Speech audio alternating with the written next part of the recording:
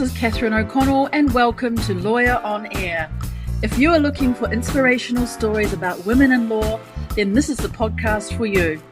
Join me and my lawyer ladies as we enjoy a glass of wine after a hard day at work and talk about the world of women in law. I hope you will enjoy getting to know these amazing women who I am so proud to share a profession with. I'm glad you're here and I hope you enjoy the show.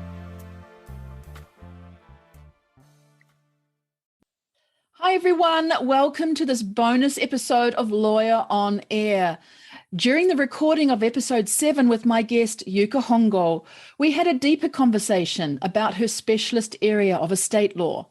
That deep dive deserved a mini episode on its own, and so I wanted to bring this to you as a standalone bonus episode. Yuka's conversation with me is based on her qualification under various US state laws, and I believe that this commentary from her can provide useful prompts and information generally to people who are United States citizens living inside and outside of the US, or Japanese with investments in the US.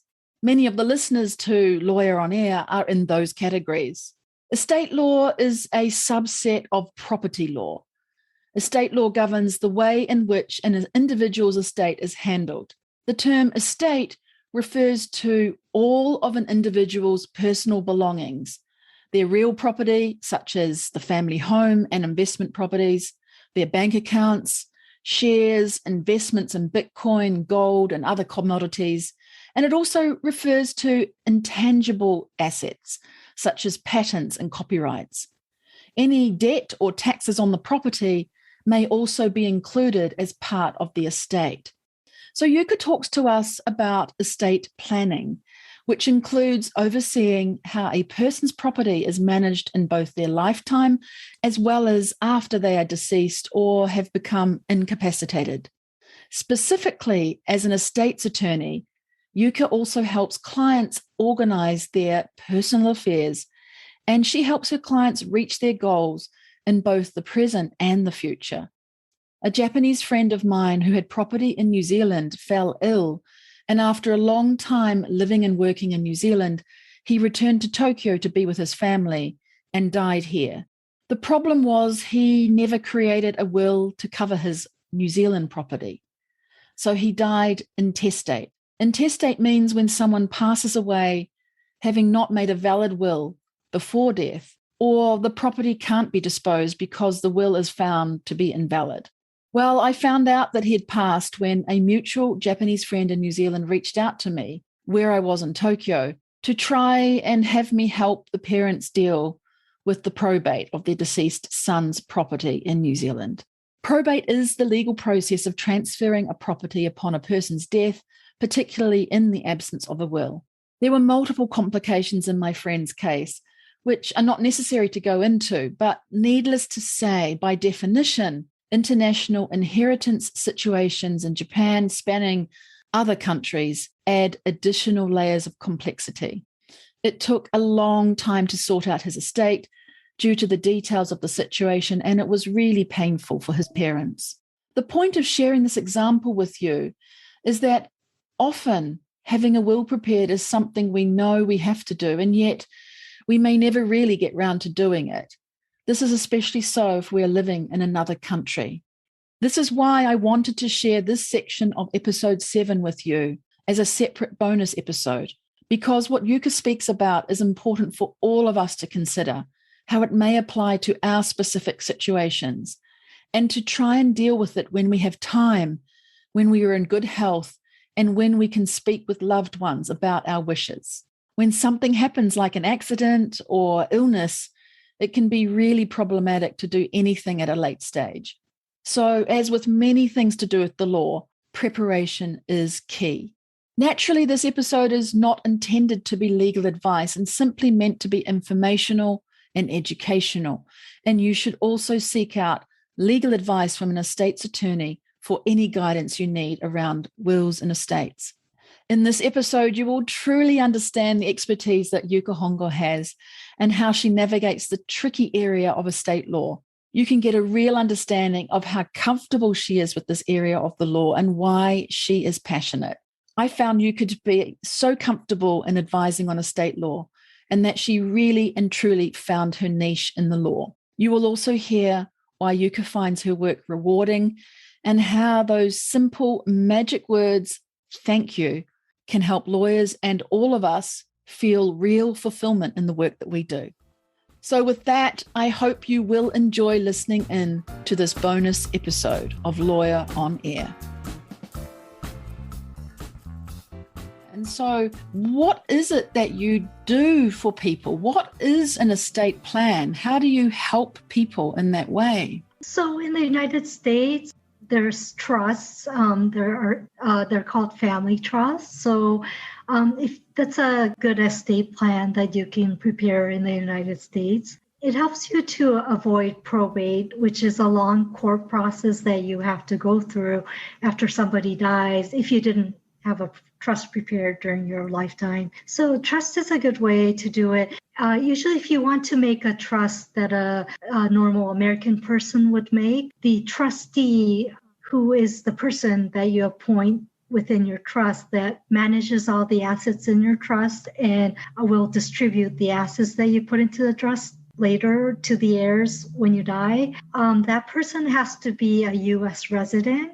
Otherwise, if you designate a foreign person as a trustee, it might be considered a foreign trust, which might subject the trust to more taxes and such. So I don't really suggest it. So the trust is actually really difficult to make if you are a Japanese citizen or another foreign national who is not American, and you don't really have any family members who live in the United States that you could appoint as the trustee. So I suggest a transfer on death deeds to my clients. It's sort of like a mini trust just for real estate. You designate a beneficiary. When you die, the property passes to the beneficiary, and that also helps to avoid probate as well. I actually help a lot of clients who really didn't do any of their estate planning, and their assets are subject to probate in Hawaii. I do help with that more often. I see. So maybe they didn't seek out the advice or didn't know that they had to do this at the beginning. And so they're left then after somebody's passed away, the family need to apply for probate, and you help with that. So what is probate? Probate is the application to the court to say these assets were owned by X person has passed away, that person needed or wanted them to be passed through to other people, and then that happens through probate? Or what does probate itself do without getting too technical? Just an easy explanation if you can do that. With probate, like if you were like a Japanese person, you probably had not prepared a will in the United States. So then the Hawaii or any other state in the United States, they would have rules on intestate succession. So intestate means without a will. So they already have an order of the heirs who will receive your assets if you died without a will. I would just follow the intestate succession rules in Hawaii to determine who gets the assets of the deceased. So it's already predetermined by the Hawaii rules.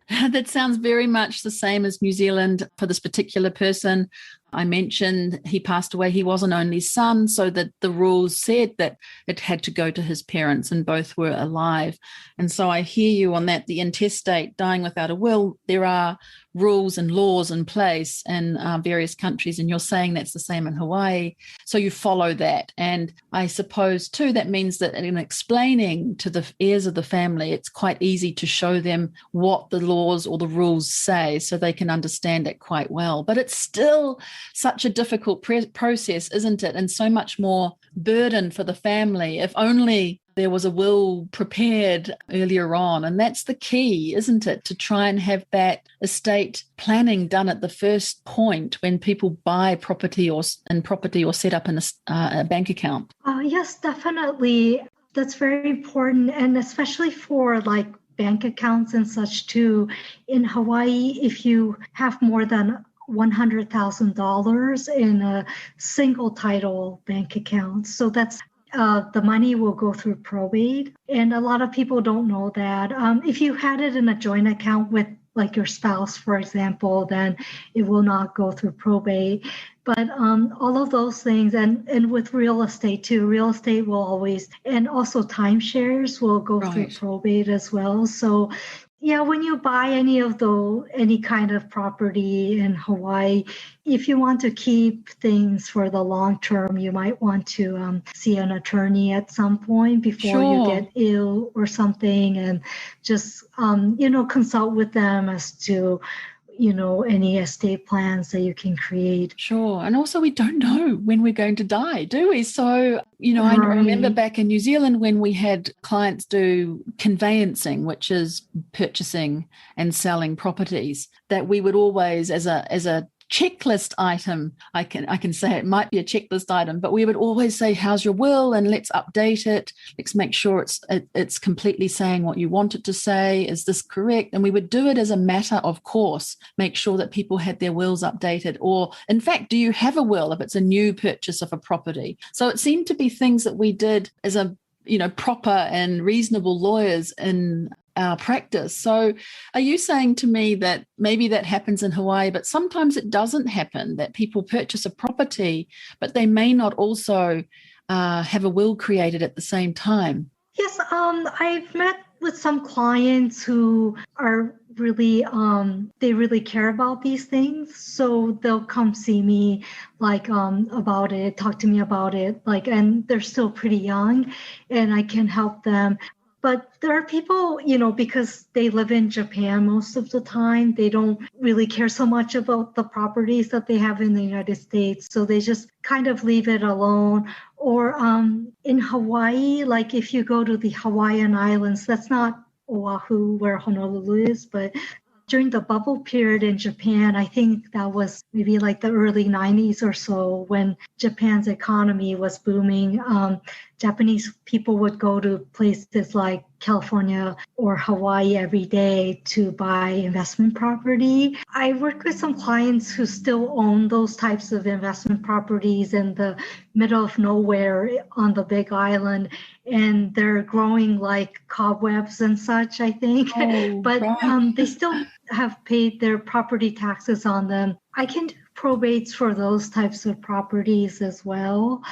I think it's just that maybe you had a parent who bought such a property during the bubble period in Japan, and they just kind of passed away, and the children may have just continued to pay the property taxes on it. But the Hawaii state doesn't really do anything about it. So until you really do the probate, you cannot really have the next line of succession succeed to the Right. property and then sell the property off. So Right. so I have those situations as well. So I think it's just like if you don't live in the United States, usually I think people just kind of care less about whatever they own outside of Japan, I Yeah, it's guess. not on their mind every day, is it? It's really something they think about when they travel. And I guess with this last year, 15 months, we haven't been traveling, and it's probably further away from people's minds. And I can also imagine that someone who may have bought a property in the bubble period may have even forgotten about the fact they had that property. And so Yes, I think sometimes so. sometimes the family only learn about it on the death. They're advised perhaps by the Hawaiian authorities, your parent has this property. What are you going to do about it?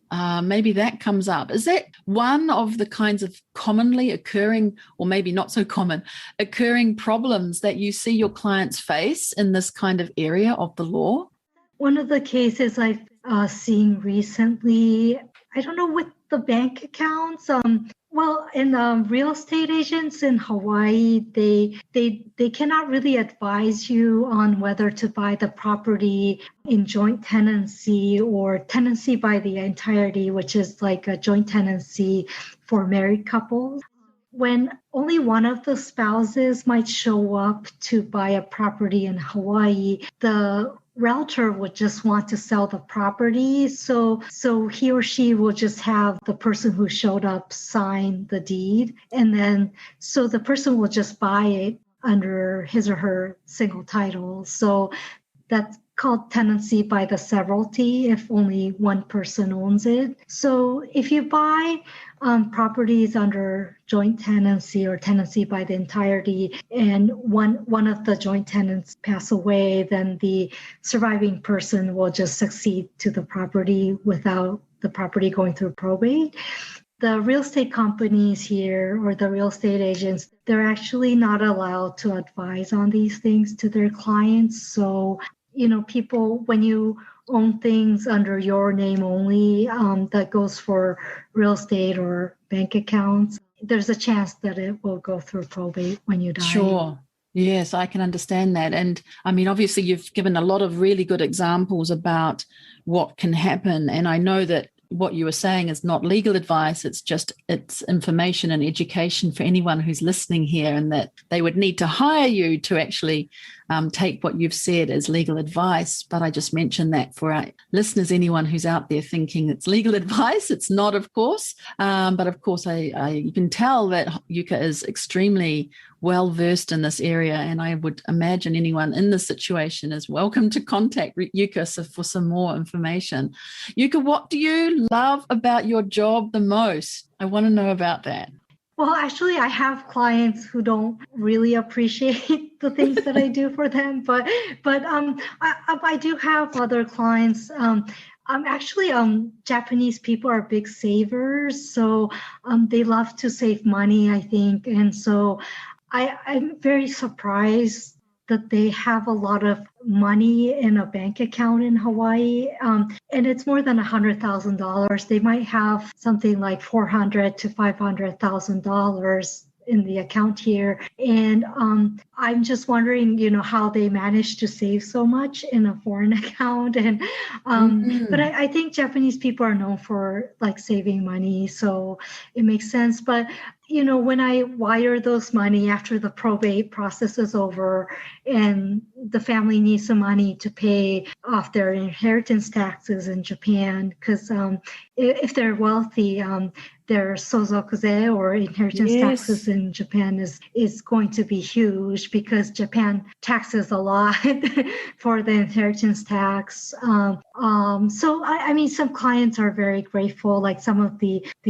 heirs in Japan, they're very grateful to receive the money. So those kinds of things are rewarding. I mean, a lot of the legal work, it's not really fancy. It's just like, a lot of like grunt work, but some of the clients do appreciate my help. So that makes it rewarding, I guess. Yeah, it sounds like when you go through the process and you finish and you complete the job, even if some of it might be, as you said, grunt work, when it's completed and someone just says, thank you, or I really appreciated that you did that, or thank you for being so nice as you helped us out here. It was really easy to work with you. And I saw some of the testimonials you have on your website, and they all say that about you, which is fabulous. So I can imagine that can make a difference to you if you just have the one person who at least says, thank you, you changed my life, you made me feel ease. Thank you so much. Well, I hope you found that bonus episode interesting and that it has prompted you to think about estate planning. In recent years, more and more people are choosing to become long-term residents of another country from their birth country. Many decide to settle down and spend the rest of their lives in that country. With that decision comes the issue of how to prepare so that inheritance does not become a burden for our loved ones. We will try to delve into this as it relates to Japan more specifically in a future episode of the Lawyer on Air podcast. If you liked this episode, do go ahead and share this episode with someone who you think will enjoy listening to it and learn from it. Please also subscribe to Lawyer on Air and do drop us a short review, as that helps Lawyer on Air be seen and heard by more people. You can also jump on over to my webpage and find this episode and leave me a voicemail. I do love hearing your actual voice telling me about the guest and the episode and why you enjoyed our chat. Well, that's all for now. See you on the next episode. Cheers, kampai, and bye for now. Thank you so much for listening today to this episode of Lawyer on Air. I really hope that you were inspired by the story you heard and that you discovered something new about women in the law. It's my passion to share my stories of amazing legal ladies, so please subscribe to the show so that you don't miss future episodes. And if you can think of even just one person to share this episode with, that would make my day. I would love to connect with you, so jump on over to LinkedIn, Facebook, Twitter or Insta, where you can find me. The links are in the show notes below. Well, that's all from me today, and I look forward to seeing you right here on the next episode of Lawyer on Air. Cheers, kampai, and bye for now.